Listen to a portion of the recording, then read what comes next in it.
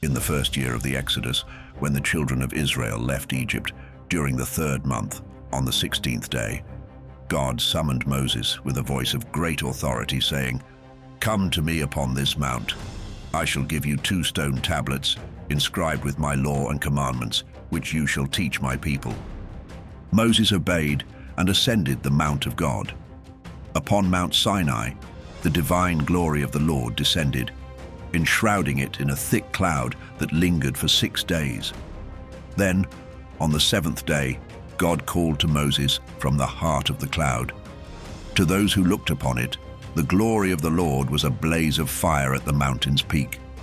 Moses remained on that holy mountain for 40 days and 40 nights, and in that time, God revealed to him all that was, is, and shall be, the grand design of history and the sacred rhythm of days that govern law and testimony. And God spoke, saying, "Let your heart take hold of every word I speak to you here, Moses, and write them in a book so that future generations will see that despite their misdeeds, I have not abandoned them. They have strayed from the covenant I established with you today on Mount Sinai, yet I will remain steadfast.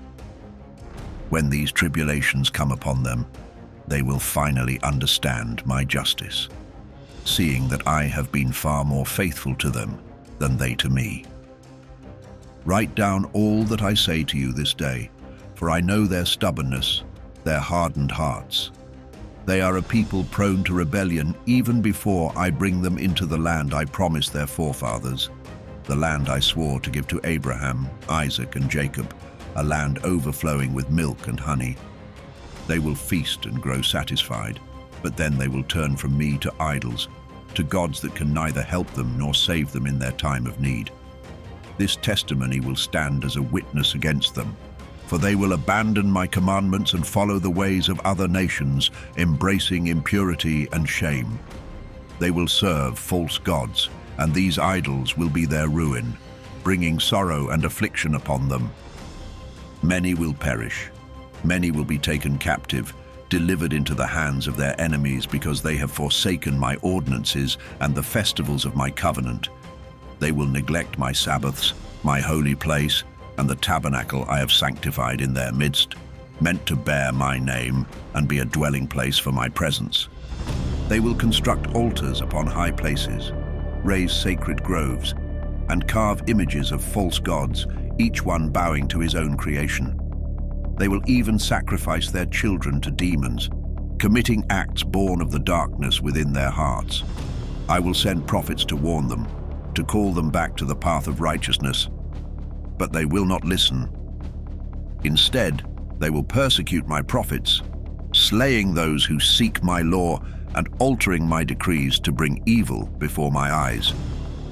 Then I shall turn my face away, allowing them to fall into the hands of the Gentiles. They shall become captives, scattered across foreign lands, consumed and devoured. They will forget my laws, my commandments, my sacred times and holy days, straying from my ordinances and wandering like lost sheep. Yet in the end, from among the nations, they will return to me with all their heart, soul, and strength. When they seek me wholeheartedly, I shall gather them from the Gentiles. In that time, they will find me, and I shall reveal to them peace overflowing with righteousness. I will purify them and plant them as a seed of righteousness within my own heart and soul. They shall become a blessing, not a curse. They shall be the head, not the tail. I shall establish my sanctuary in their midst, dwelling among them, and I will be their God, and they will be my people, bound in truth and righteousness. I will never abandon them. I am the Lord, their God. Overwhelmed, Moses fell to his face and prayed, "O Lord, my God, do not forsake your people, your chosen inheritance. Do not let them fall into error, nor deliver them into the hands of the Gentiles, lest they be led astray and made to sin against you. Raise up your mercy upon them, O Lord, and grant them a spirit of uprightness. Do not let the spirit of evil rule over them, accusing them before you and leading them into ruin. They are your people, your inheritance, delivered by your mighty hand from the grasp of Egypt. Breathe into them a clean heart, a holy spirit, that they may not be ensnared by sin for all time." And the Lord replied to Moses, "I know their stubbornness, their resistance. They will not turn until they acknowledge their own sins and the sins of their fathers. Then they will return to me in full sincerity and devotion, and I will cleanse their hearts and the hearts of their descendants, instilling in them a Holy Spirit. From that day forward, they will cling to me and my commandments. They shall be my children, and I will be their father. They will be known as the children of the living God. Every angel and every spirit will see them and know that they are my own, that I am their father in righteousness, and that my love for them is true. Now write down every word I have declared to you on this mountain, the first and the last of all that will come to pass, for every law, testimony, week, and jubilee, until the time when I shall descend to dwell with them forever." And God spoke to the angel of his presence, saying, "Record for Moses the complete account from the very beginning of creation until the day my eternal sanctuary shall be established among them." Then he continued, "The day will come when I shall reveal myself openly to all, and every eye will witness that I am the God of Israel, the Father of all the children of Jacob, and the everlasting King on Mount Zion. Zion and Jerusalem shall be sanctified, holy for all time." The angel of the presence, who had led the camp of Israel through their journey, took up the sacred tablets, each one inscribed with the divisions of years, the laws, the testimony of weeks, and the jubilees, tracing back to the moment of creation. These records detailed every age and year, every law and covenant, all kept faithfully until the day when God's sanctuary would be established in Jerusalem upon Mount Zion. In that time, even the heavens and earth would be renewed, and every luminary would shine with healing, peace, and blessings for the chosen people of Israel. From that day forward, the world would be restored in a harmony that would last for all generations.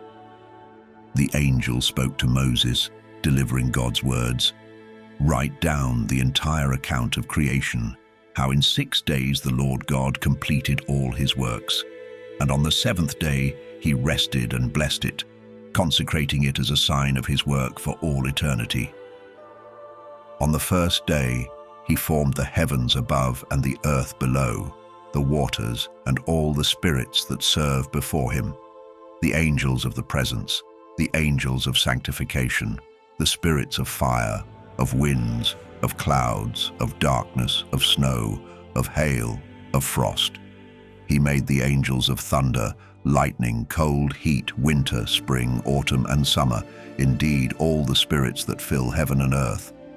He created the depths, the dark and the light, evening and night, dawn and day, all according to the wisdom within his heart.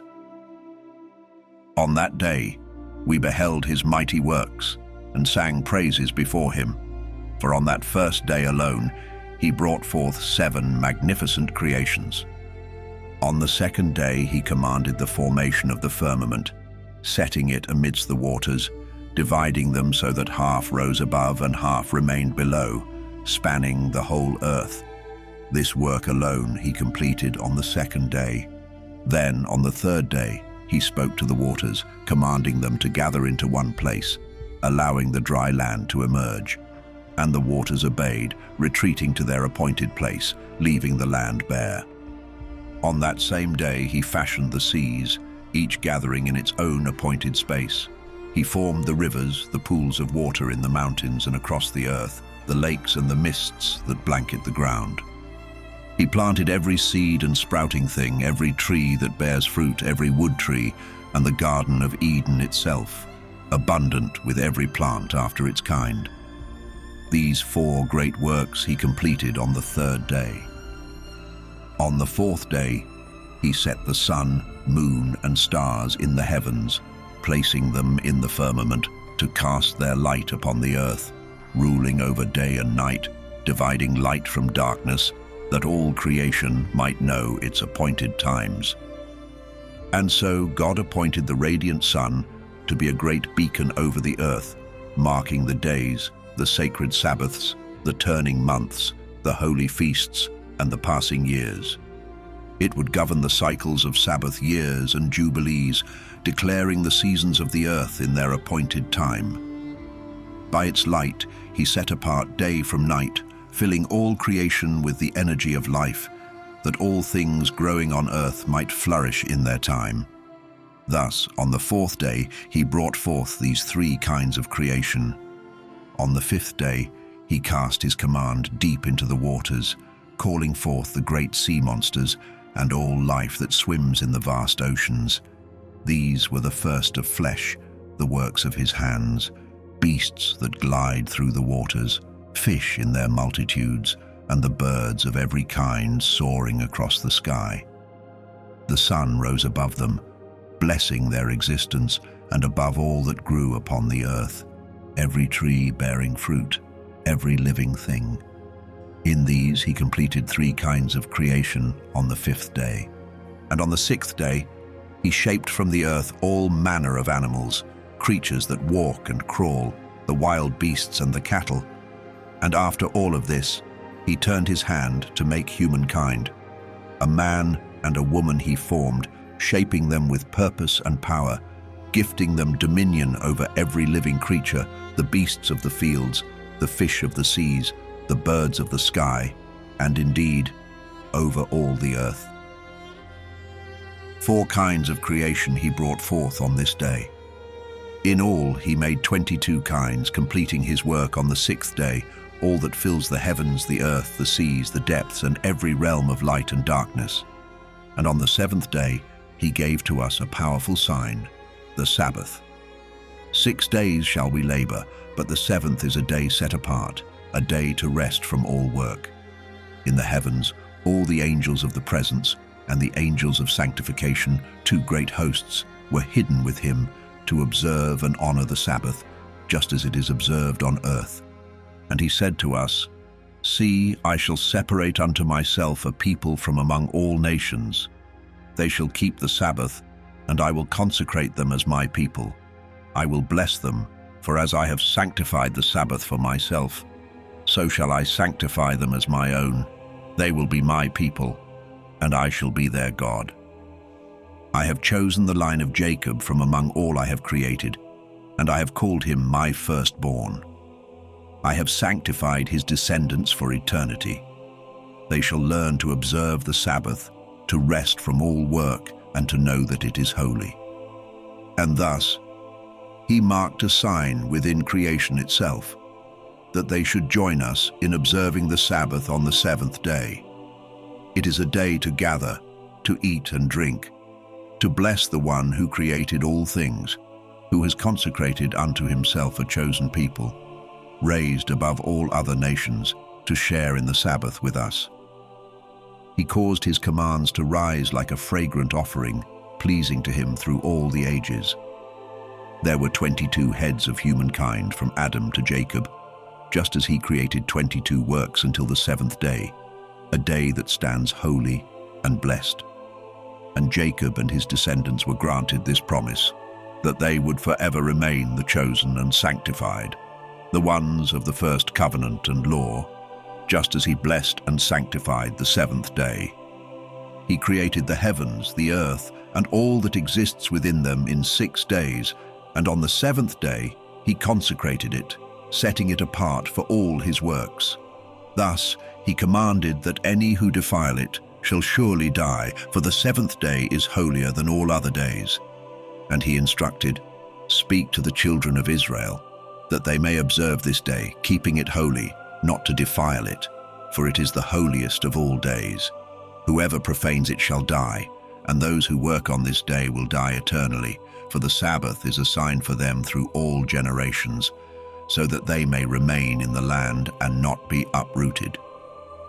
To those who keep the Sabbath, he promised holiness and blessing through all the days, like unto the angels.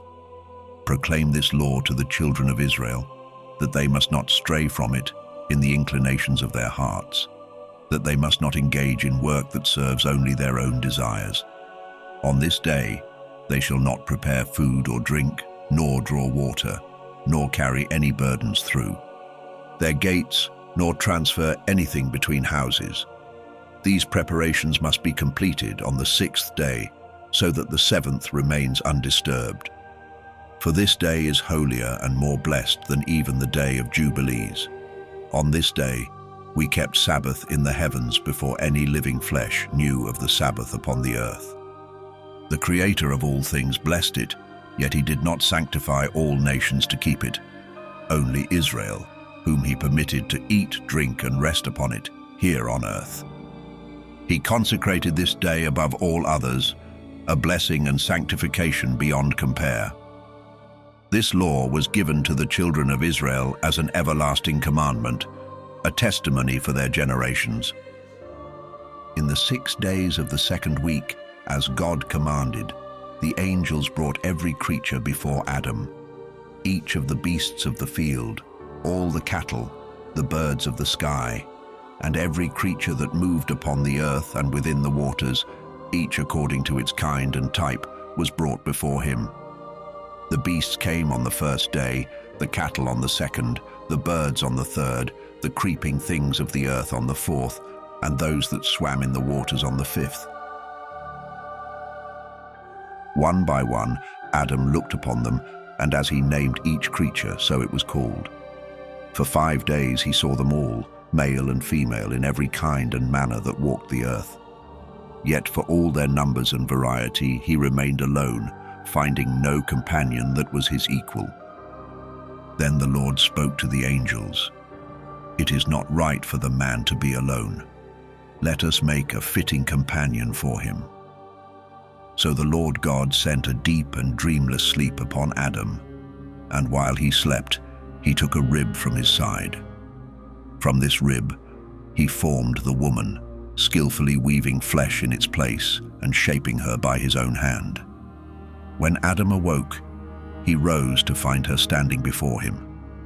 Recognizing her as part of himself, he spoke with wonder, "At last, here is bone of my bones and flesh of my flesh. She shall be called my wife, for she was taken from her husband." From that moment, man and a woman would be bound together as one, leaving father and mother and joining to one another, becoming a single flesh. Adam was created in the 1st week, and the woman, his companion, was shown to him in the 2nd. This order gave rise to the commandment concerning purity. For a male child, 7 days, for a female, twice 7 days. 40 days after his creation, Adam was brought into the Garden of Eden, a place of beauty beyond measure, to tend it and watch over it. His wife joined him after 80 days, and together they entered the garden. For this reason, the law was inscribed in heaven. When a woman gives birth to a son, she shall remain in her state of cleansing for 7 days, followed by 33 days in the blood of her purification, during which she shall not touch anything sacred or enter the sanctuary. But for a daughter, she shall remain in her state of cleansing for 14 days and 66 days in the blood of her purification, 80 days in total. Only then would she be allowed to return, for the garden was more holy than all the earth, with every tree within it set apart as sacred. Thus it was decreed concerning any woman who bears a child, that she may touch no holy thing nor enter any sacred place until her days of purification are complete, according to the heavenly law. In the 1st Jubilee, during the 1st week, Adam and his wife lived in the Garden of Eden for 7 years, working and caring for it. The angels instructed him in all the tasks necessary for the land's nurture, and Adam toiled, unaware of his nakedness, feeling no shame. He guarded the garden from birds, beasts, and cattle, gathering its fruits to eat and saving the excess for himself and his wife. After 7 years passed exactly, in the 2nd month on the 17th day, a serpent approached the woman. It questioned her with a voice laced with deceit. "Did God truly say, 'You may not eat from every tree in the garden'?" The woman replied, "We may eat the fruit of any tree, But of the tree in the center of the garden God commanded, "Do not eat of it, nor even touch it, lest you die." But the serpent whispered, "You shall not surely die. God knows that if you eat it, your eyes will be opened, and you shall be like gods, knowing both good and evil."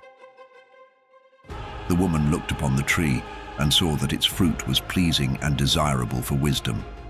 She reached out, took its fruit, and ate.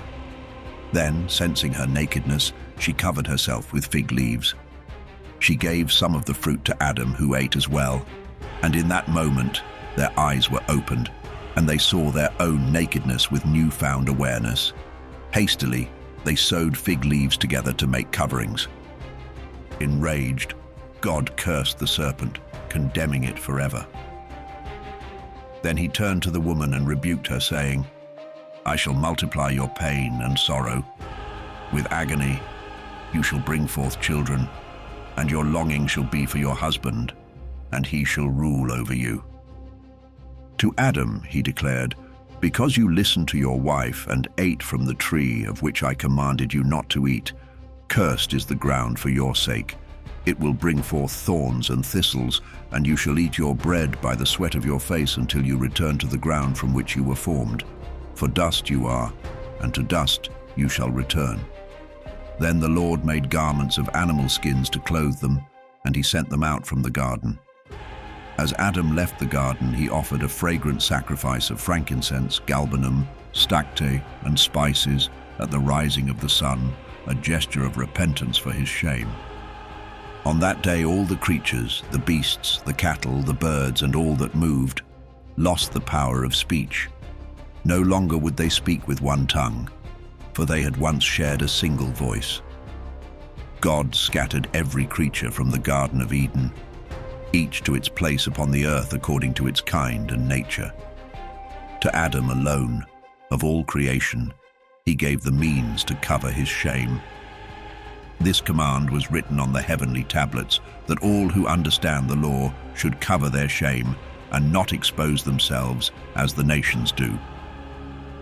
In the 4th month, under the new moon, Adam and his wife departed from Eden and made their home in the land of Eldar, where they had first been created. Adam named his wife Eve. They had no children until the first Jubilee had passed, and then Adam came to know her, and they bore children. In that new land, Adam tilled the soil as he had been taught in Eden, striving with the earth as it was now commanded. In the 3rd week of the 2nd Jubilee, Eve gave birth to her first son, Cain. Soon after, in the 4th week, she bore another son, Abel. And in the 5th week, she brought forth a daughter, whom they named Uwan. In the 1st year of the 3rd Jubilee, the tragic day came when Cain turned against his brother. He rose up and struck Abel down in the field, driven by bitter jealousy, because God had accepted Abel's sacrifice but rejected his own. Abel's blood cried out from the ground, rising to the heavens as a call for justice, bearing witness to the betrayal and the innocent life taken. The Lord confronted Cain, holding him accountable for the blood of his brother. Because of his crime, God declared him a fugitive, cursed and condemned to wander upon the earth, forever marked by his violence. And thus it was written in the heavenly records, "Cursed is he who strikes down his neighbor in treachery. Let all who witness it declare, so be it, and let the one who sees but keeps silent be cursed as well." For this reason, each sin committed in heaven and on earth, in light or darkness, is reported before the Lord, that justice may be complete and true. Adam and his wife mourned for Abel, their hearts heavy with grief, for a period of 4 weeks of years. But in the 4th year of the 5th week, joy came once more to their home. Adam again knew his wife, and she bore him another son, whom he named Seth. God has raised up for us another seed upon the earth in place of Abel, for Cain has slain him, Adam proclaimed, finding solace in the new life given to them. In the 6th week, Adam and Eve had another daughter whom they called Azurah. Later, Cain took his sister Awan to be his wife, and she bore him a son named Enoch. At the close of the fourth Jubilee, people began to build houses on the earth, and Cain established a city, naming it after his son, Enoch. Adam and Eve continued to have children, and Eve bore 9 more sons. In the 5th week of the 5th Jubilee, Seth took his sister Azurah as his wife, and in the 4th year of the 6th week, she bore him a son, Enos. And with Enos came a change.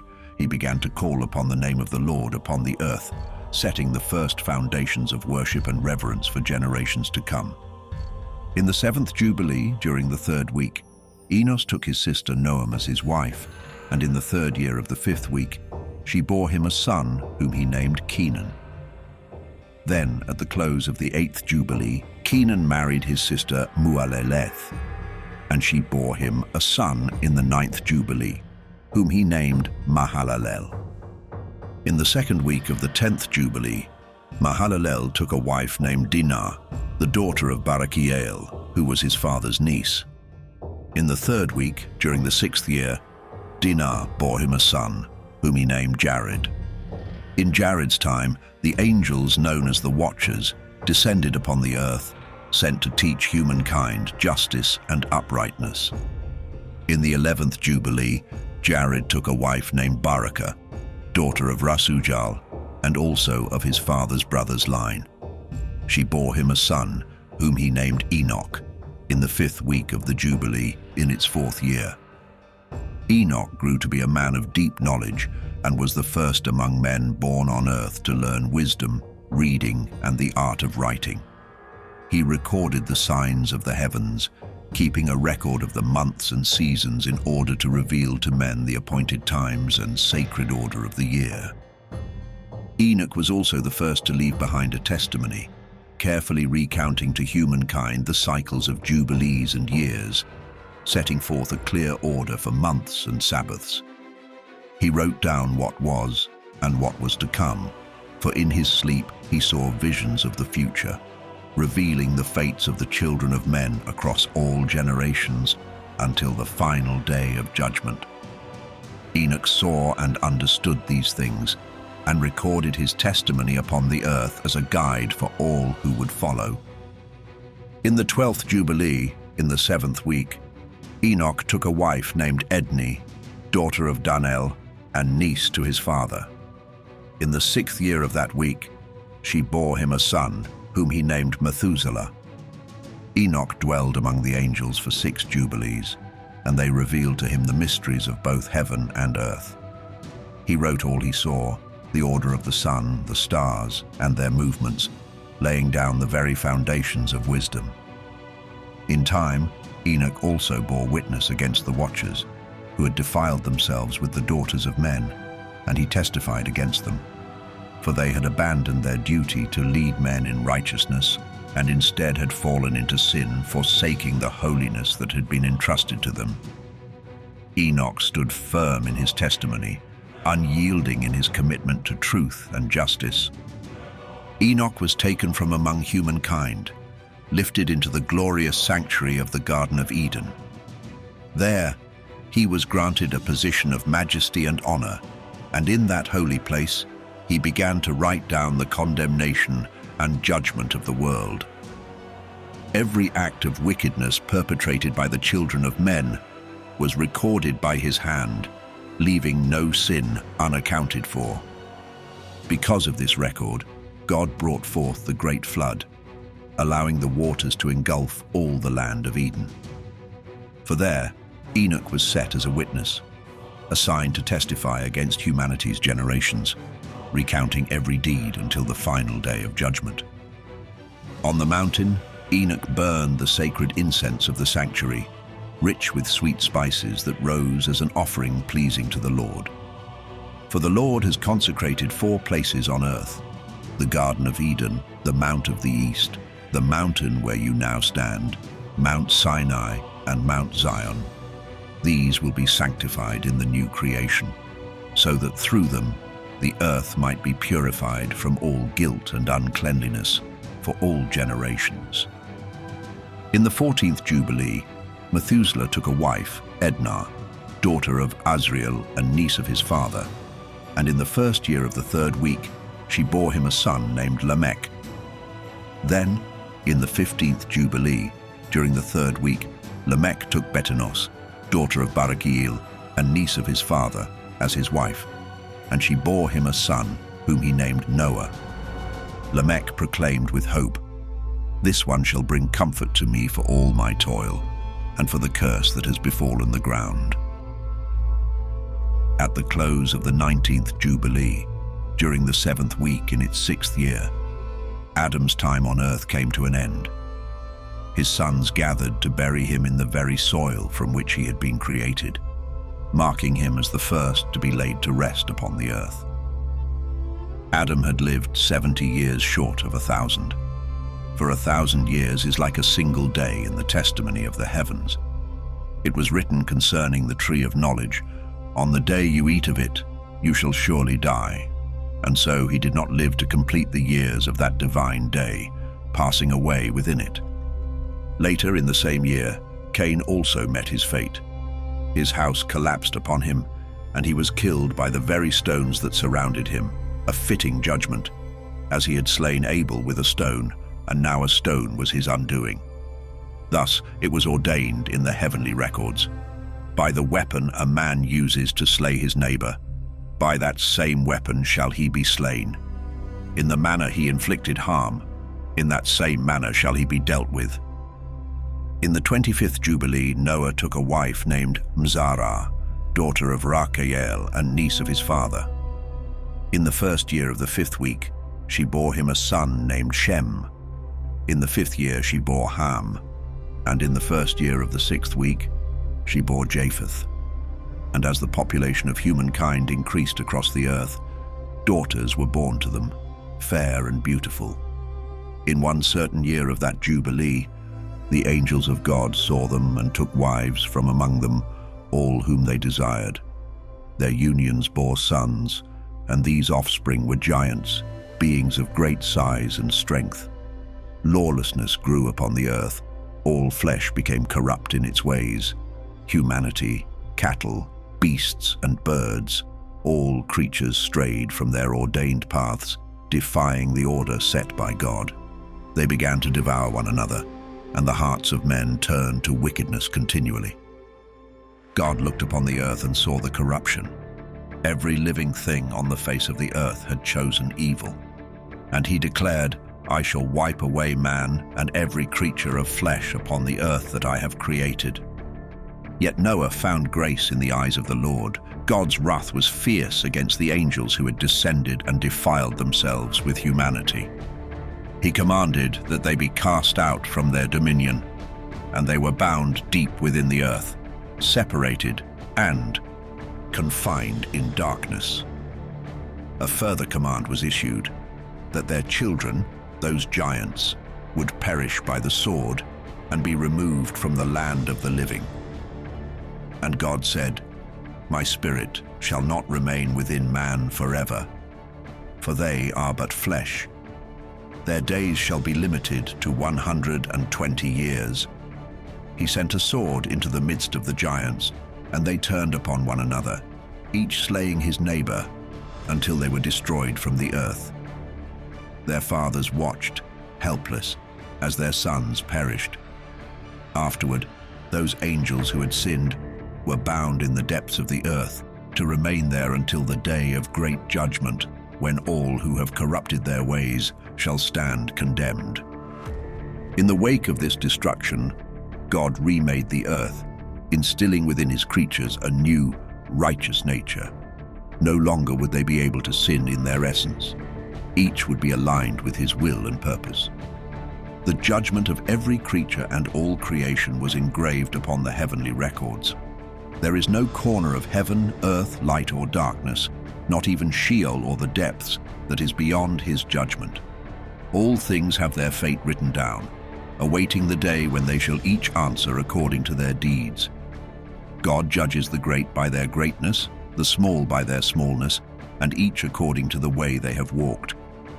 He shows no partiality, nor does he accept gifts to sway his judgment. Even if one were to offer all the treasures of the earth, he would not be moved.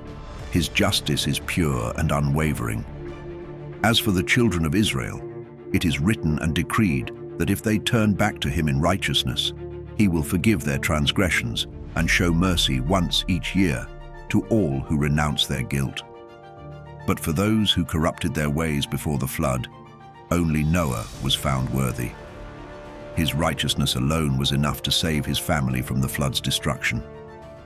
For his heart was pure, obeying all that was commanded, never straying from the path appointed to him.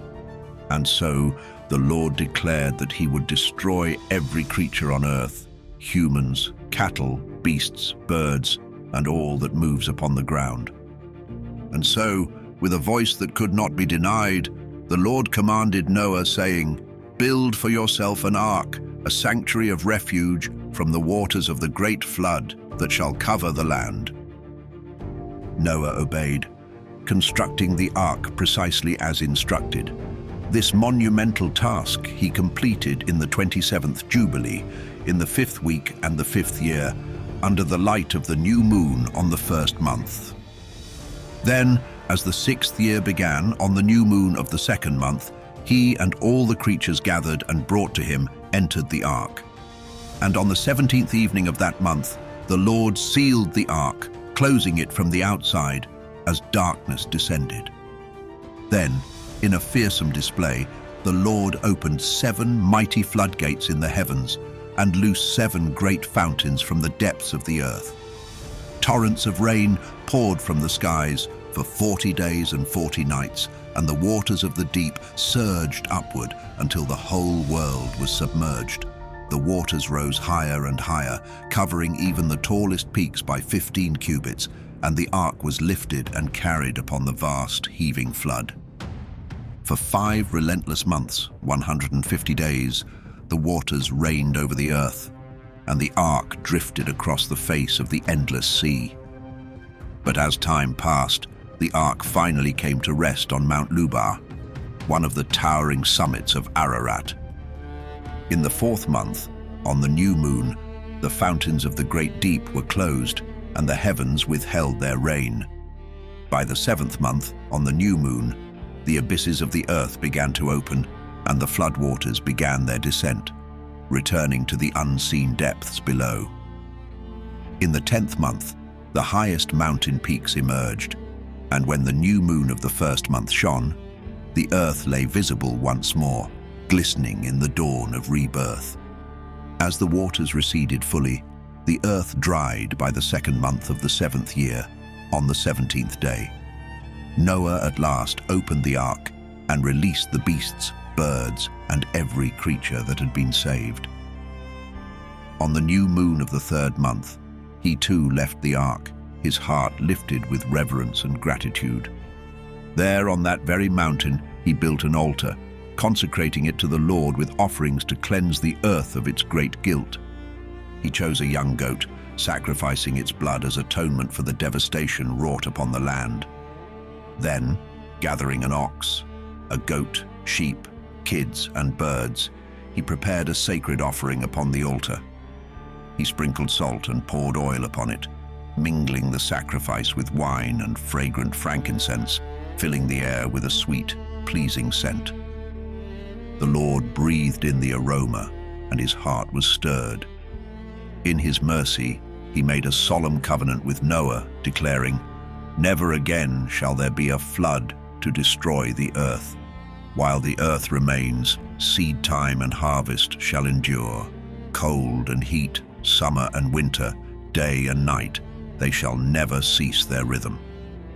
The Lord then spoke to Noah and his descendants, "Be fruitful and multiply, filling the earth with life and blessings. I shall place the fear and awe of you in every creature upon the land and in the sea. All beasts, birds, and creatures that move upon the earth, and all fish in the waters, I give to you for food, just as I gave the green plants. But heed my command. Do not consume the flesh with its lifeblood still in it, for the life of each creature is bound within its blood."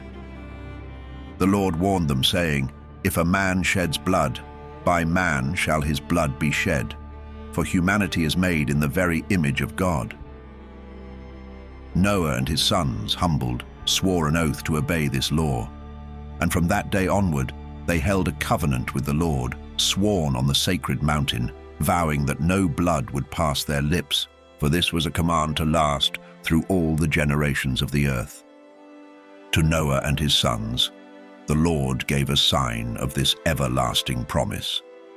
He placed a rainbow in the clouds as a symbol of his covenant, a vivid reminder that never again would a flood devastate all life on earth. And it was decreed and inscribed on the heavenly tablets that, in remembrance, they would celebrate the Feast of Weeks every year, renewing their covenant annually. This feast, a cherished celebration since creation itself, continued until the days of Noah, through 26 Jubilees and 5 weeks of years.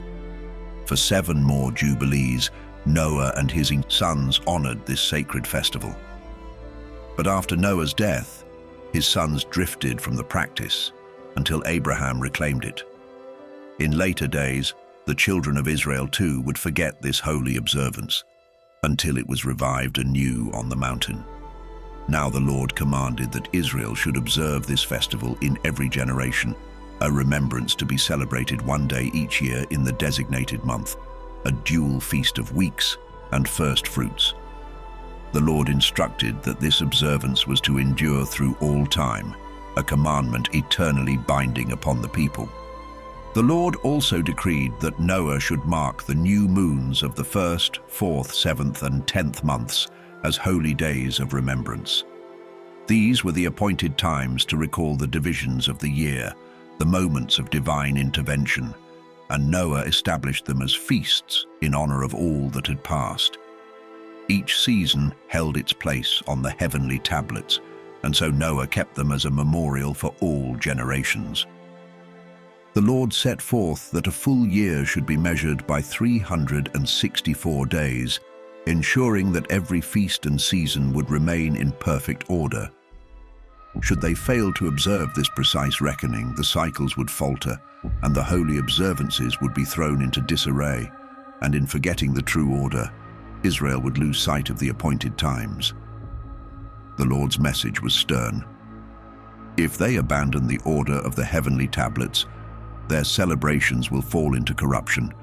They will mistake the unholy for the holy, confounding the sacred days with the profane.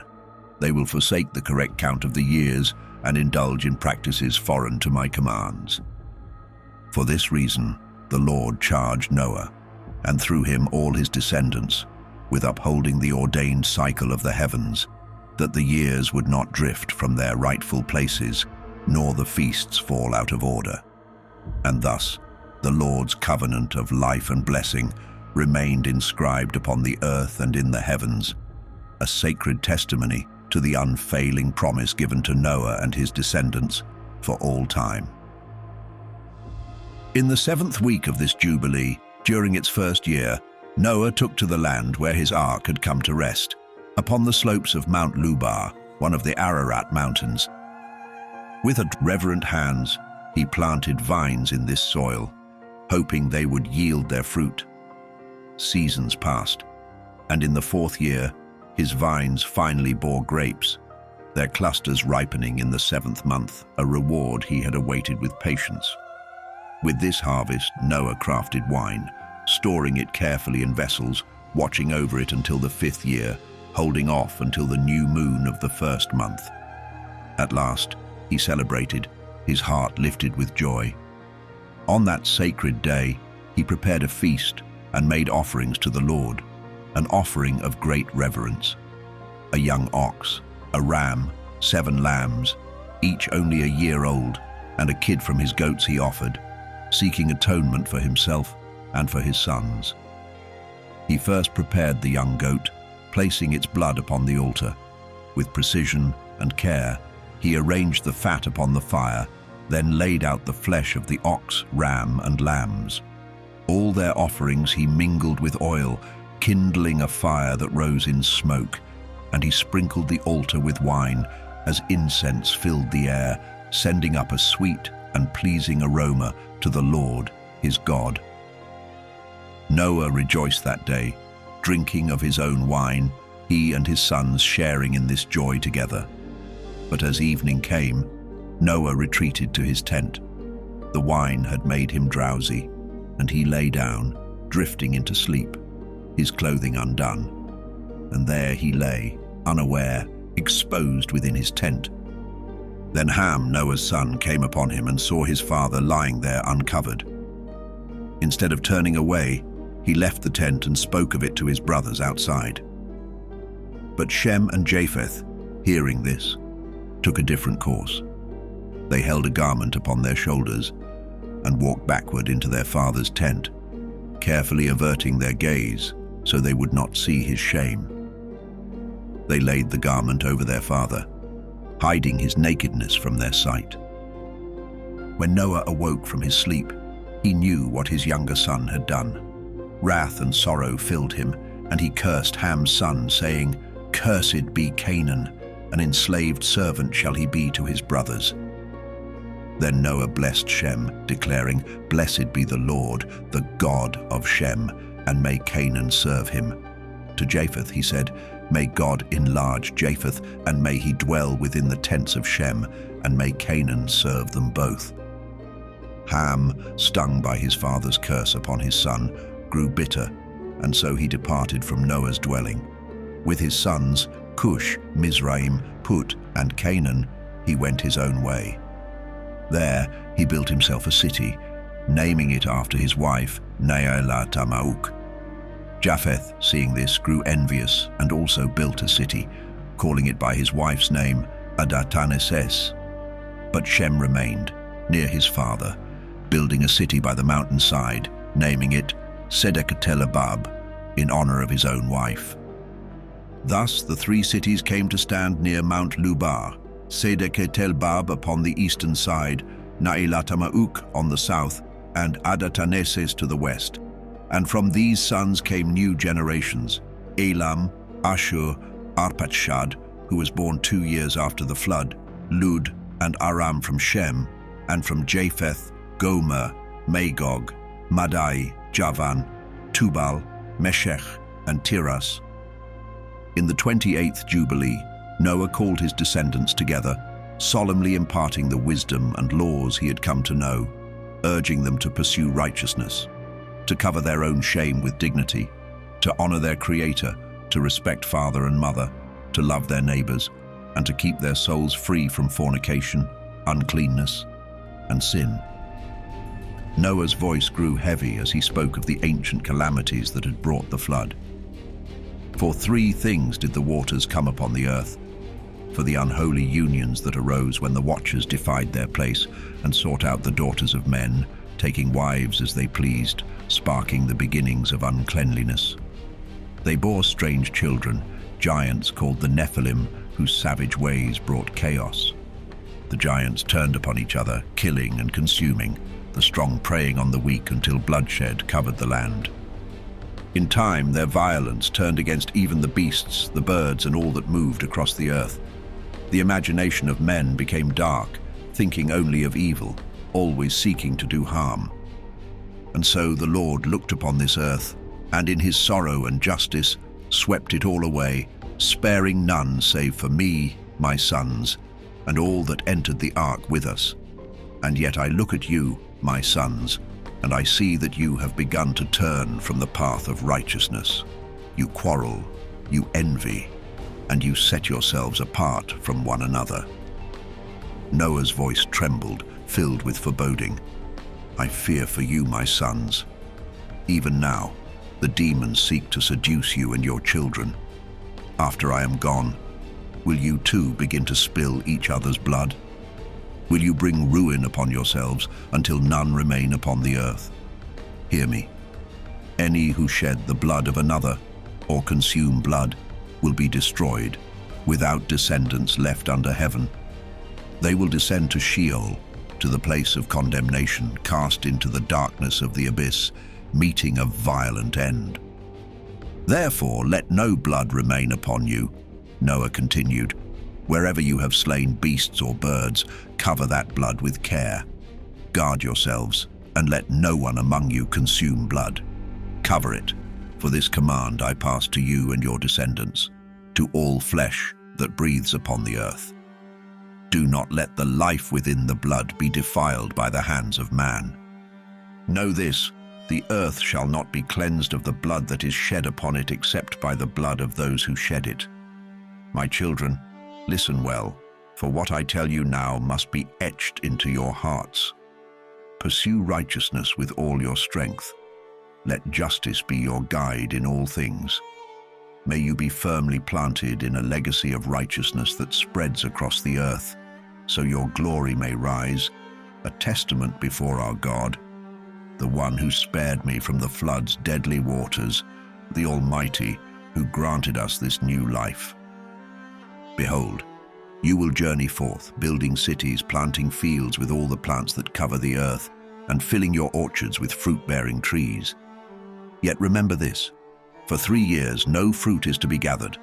Only in the 4th year shall you deem its yield sacred, offering its first fruits to the Most High, who created the heavens and the earth. Bring the best of your wine and oil as offerings, setting them on the Lord's altar in gratitude. What remains is for the servants of the Lord's house to consume, as they gather before his holy altar. He paused, the intensity of his gaze pressing into them. And in the 5th year, let the release be made in righteousness, so that all debts and burdens may be lifted in fairness. By following this path, you shall flourish, and all that you plant will prosper. These commandments come from the ancient wisdom passed down by our forefathers.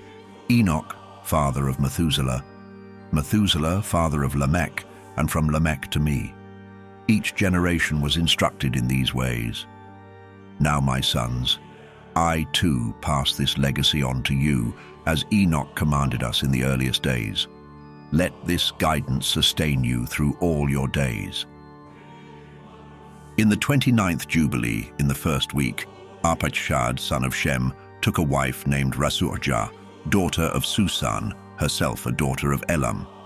In the 3rd year of their union, she bore him a son, whom they named Cainam. As Cainam grew, his father taught him the art of writing, and he became curious, eager to find a place to establish his own city. During his search, he discovered ancient carvings on a rock, inscriptions left by past generations. Reading the words etched there, he realized they held the teachings of the Watchers, the forbidden law that detailed the movements of the sun, moon, and stars, the signs of the heavens.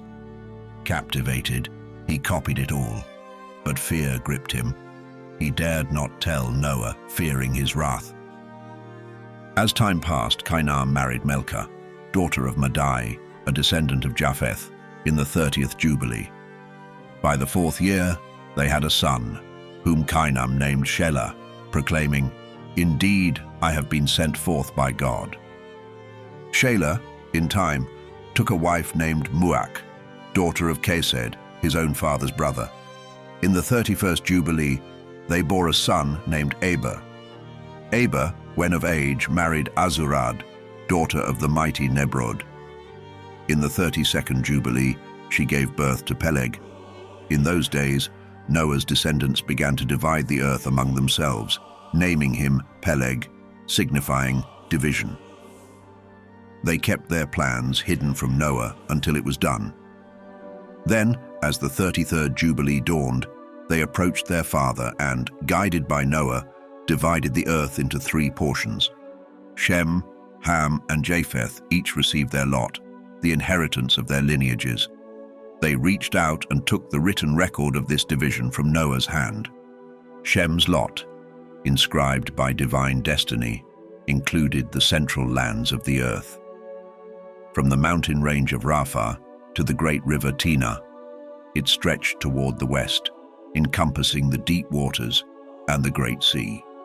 All that lay northward fell to Japheth, while the southern lands were Shem's. The boundaries extended along the vast sea to Karasu, reaching toward the south, encompassing the edge of the Egyptian Sea. Noah looked upon this portion that fell to Shem and felt his heart swell with joy. For it was then that he remembered his own prophecy, the words he had once spoken with conviction. Blessed be the Lord, God of Shem. May the Lord dwell among Shem's people, resting in their midst as their eternal guide. He came to understand the sacred nature of certain places in the world, realizing that the Garden of Eden was indeed the holiest of holies, the very dwelling place of the Lord. Mount Sinai stood as the heart of the barren desert, and Mount Zion was the very center of the earth itself. These three sacred sites were crafted by divine design, each one facing the others, creating a powerful trinity of holy places across the world. In reverent awe, he lifted his voice in blessing, praising the God of gods, who had placed his divine word within him, enabling him to speak wisdom and blessing for eternity. He understood that a sacred blessing had been given to Shem and his descendants, a blessing that would stretch across generations, forever linking them to a vast and bountiful land. Their inheritance encompassed all the lands of Eden and the Red Sea, reaching eastward to India, including the shores of the Red Sea, the mountains of Bashan, and all the regions of Lebanon and the islands of Kaftur. It was a land filled with towering mountains like Sanir and Amanah, stretching northward to Ashur's mountains and reaching as far as Elam, Ashur, Babel, Susan, and Mahdai.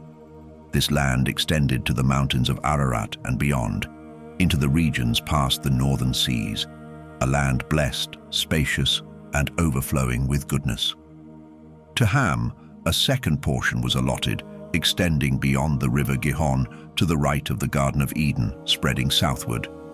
This inheritance reached into the fiery mountain ranges, spreading westward to the Sea of Atel and continuing to the Sea of Ma'uk, where the waters swallowed all things that could not be destroyed. The land then curved northward toward the edges of Gadir, tracing the coasts of the Great Sea, moving along the waters until it returned near the river Gihon and came to rest on the right side of the Garden of Eden. This land was marked as Ham's eternal inheritance, his rightful portion for him and his descendants for all generations. The third portion was destined for Japheth, extending from the river Tinah, moving northward along the river's flow. His territory stretched northeast across the entire region of Gog and all lands lying to the east.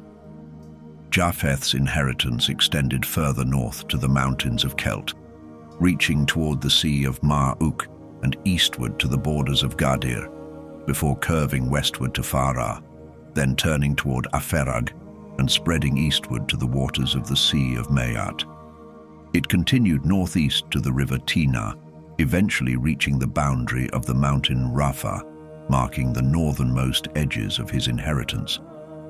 This great land, along with 5 prominent islands in the north, was designated for Japheth and his descendants as their portion forever. Though colder than the other lands, it was a place of strength and vast expanse. Thus, the lands of Ham, Shem, and Japheth were distinct. Ham's was hot, Shem's temperate, and Japheth's cold. Ham then divided his inheritance among his own sons.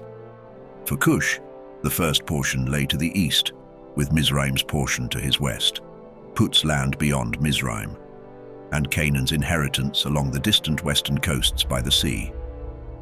Similarly, Shem divided his inheritance among his sons. Elam received the eastern lands by the river Tigris, extending across all of India, the shores of the Red Sea, the waters of Dedan, and the mountains of Mebri and Elah. His inheritance included Susan and stretched toward Farnak, down to the Red Sea and the river Tinah. For Asher, the second portion comprised the whole land of Asher, including Nineveh, Shinar, and stretching to the borders of India, curving around the rivers. Arpachshad's portion, the third, spanned the region of the Chaldees east of the Euphrates, reaching the shores of the Red Sea and encompassing the waters of the desert to the tongue of the sea that faced Egypt. His lands included Lebanon, Sanir, and Amanah, extending up to the Euphrates. Aram received the fourth portion, the land of Mesopotamia, nestled between the Tigris and Euphrates. extending northward to the boundaries of the Chaldees and to the mountains of Ashur and the land of Arara. Lud received the fifth portion, which covered the mountains of Ashur, extending to the Great Sea and the eastern borders of his brother Ashur's lands. Japheth then divided his inheritance among his own sons. Gomer received the eastern lands on the north side of the river Tinah. Magog's portion lay in the northern regions, stretching inward to the Sea of Maat. Madai was given the lands west of his brothers, stretching toward the islands and their coasts. Javan received every island along the boundaries of Lud's portion. Tubal inherited the region by the tongues of land that extended along Lud's boundary, and Meshech claimed all territories past the third tongue, reaching east of Gadir. Tiras was allotted the seventh portion, which included 4 prominent islands in the sea, reaching toward the lands of Ham, while the islands of Kamaturi became the inheritance for Arpachshad's descendants. In the presence of their father, Noah, the sons of Noah solemnly divided the lands among their own sons, assigning each his rightful portion. Noah, firm and resolute, made them swear an unbreakable oath. He invoked a curse upon anyone who might attempt to seize land not rightfully his by lot. This was to ensure that each line respected the boundaries set for them, for this was a divine inheritance meant to endure forever. The sons of Noah, in one voice, pledged their allegiance to the oath, declaring, "So be it, so be it." They swore this vow not only for themselves, but for all their descendants, for every generation until the day of judgment, the day when the Lord God would return to judge with sword and fire, to purge the earth of all the unclean wickedness of those who defy him. On that day, he would deal with every transgression, every act of impurity, and every sin that had filled the earth with corruption, lust, and lawlessness. In the third week of that sacred jubilee, dark forces began to stir. Unclean demons rose and began to tempt and lead astray the descendants of Noah's sons, seeking to destroy them and cloud their hearts. Distressed by these wicked spirits tormenting his grandchildren, Noah's sons came to him, pleading with him to intercede. They told him how these demons were deceiving, blinding, and even claiming the lives of his children's children. Moved by their plea, Noah knelt and prayed to the Lord, pouring out his soul before the God of all living spirits. O God, Lord of all spirits, you who have shown me boundless mercy, you who saved me and my sons from the wrathful waters of the flood, sparing me when you condemned the sons of wickedness. Indeed, your grace has been immeasurable. Your mercy has preserved my soul. Now I beg you, let your grace extend over my sons as well. Do not let these wicked spirits rule over them, lest they be destroyed from the face of the earth. Bless me and my sons, that we may multiply and fill this earth as you have ordained. And you know well, my Lord, what the watchers, fathers of these vile spirits, did in my time. I ask that you bind these spirits, imprison them, hold them fast in the place of condemnation, and let them not bring ruin upon the children of your servant. These spirits are filled with malice, created solely to destroy. Let them have no dominion over the spirits of the living, for only you, O God, have power over all spirits. Grant that they may have no power over the sons of the righteous, now and forevermore. In answer, the Lord commanded his messengers to bind all of the evil spirits. But then, the chief of these spirits, Mastema, came forward and spoke, pleading with the Creator. Lord Creator, allow some of these spirits to remain before me, so they may obey my voice and carry out my will among the sons of men.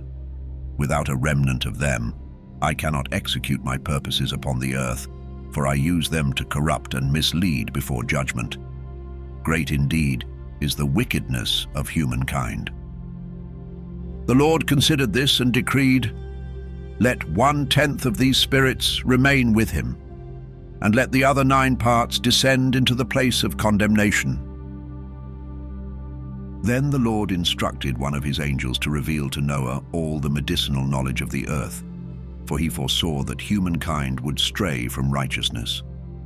Following his word, the angels bound the malicious spirits in the place of judgment, leaving only a tenth under Satan's authority on earth. The angelic messenger then taught Noah about every medicine that could heal the ailments caused by these spirits, as well as the remedies to counter their seductions and deceit.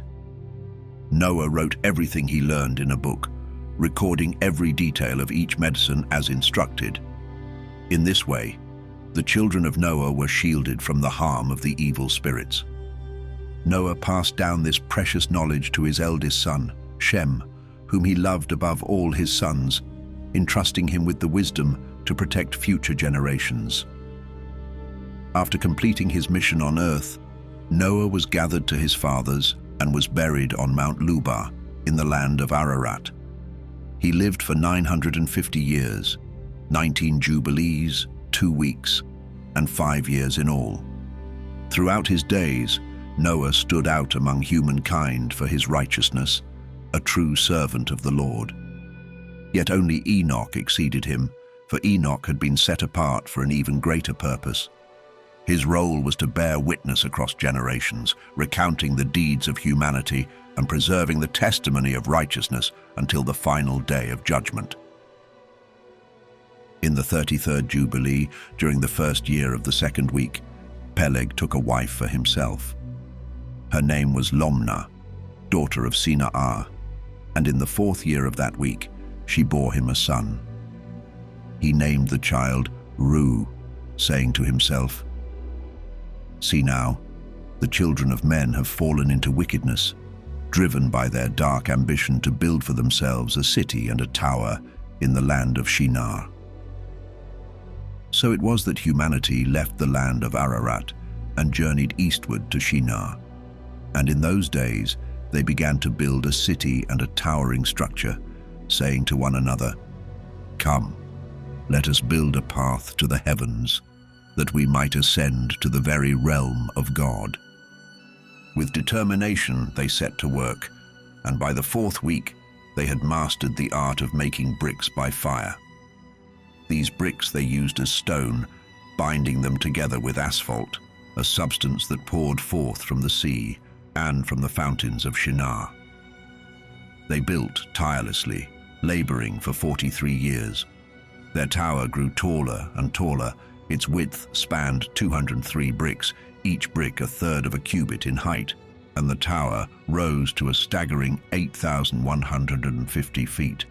Its walls stretched 7,800 feet on one side and 18,000 feet on the other, a monument to human ambition and defiance. Then the Lord God, seeing this spectacle, spoke to the heavenly hosts, "Look, they are united as one people, and this is only the beginning of what they will attempt. Now nothing will restrain them. Come, let us descend and confound their language, so they will no longer understand one another's speech. Thus they shall be scattered into cities and nations, and their shared purpose will dissolve until the day of judgment." The Lord himself descended, and his hosts descended alongside him to witness the city and the tower built by the children of men. Then he scattered their language, leaving them unable to understand one another. Confusion overtook them, and they abandoned their great work, leaving the tower unfinished. And from that day forward, the land of Shinar became known as Babel, for there the Lord had confused the language of all humankind and scattered them into their own cities and nations, each group speaking its own tongue. To complete this judgment, the Lord sent a mighty wind against the tower, toppling it to the ground. It lay between Asher and Babylon in the land of Shinar, and they named it Overthrow, for it was there that human pride was humbled. In the 1st year of the 34th Jubilee, during the 4th week, the peoples dispersed from Shinar. As Ham and his sons journeyed, they moved southward, settling in the lands that had been allotted to him. But Canaan, seeing the fertile land of Lebanon stretching to the river of Egypt, found it pleasing and chose not to go westward to his designated inheritance by the sea. Instead, he settled in Lebanon, stretching his borders eastward and westward from the banks of the Jordan to the edge of the sea. When Ham, along with his other sons, Cush and Mizraim, learned of this, they warned him, saying, "Canaan, you have chosen to settle in a land that is not yours, a land that did not come to us by lot. You must not do this, for if you persist, you and your descendants will bring ruin upon yourselves, condemned by the same spirit of rebellion that brought you here. By rebellion you have claimed this land, and by rebellion your children shall fall, and you will be rooted out forever. Do not dwell in the inheritance of Shem, for it was given by lot to Shem and his descendants alone." But Canaan paid no heed to their warning. He remained in the land of Lebanon, stretching from Hamath to the borders of Egypt, dwelling there with his sons up to this very day. And because of his defiance, that land came to be known as Canaan. Meanwhile, Japheth and his sons journeyed toward the sea, settling in the land allocated to them. But Madai, son of Japheth, felt unsatisfied with the coastal land. Seeking a more suitable place, he approached his kin, Elam, Ashur, and Arpachshad, his wife's brother, and humbly requested a share of their land. They agreed, and Madai settled in the land of Media, close to his wife's family, where he and his descendants have dwelled to this day. Honoring himself as the patriarch, Madai named this land Media, securing that his name would endure through the generations.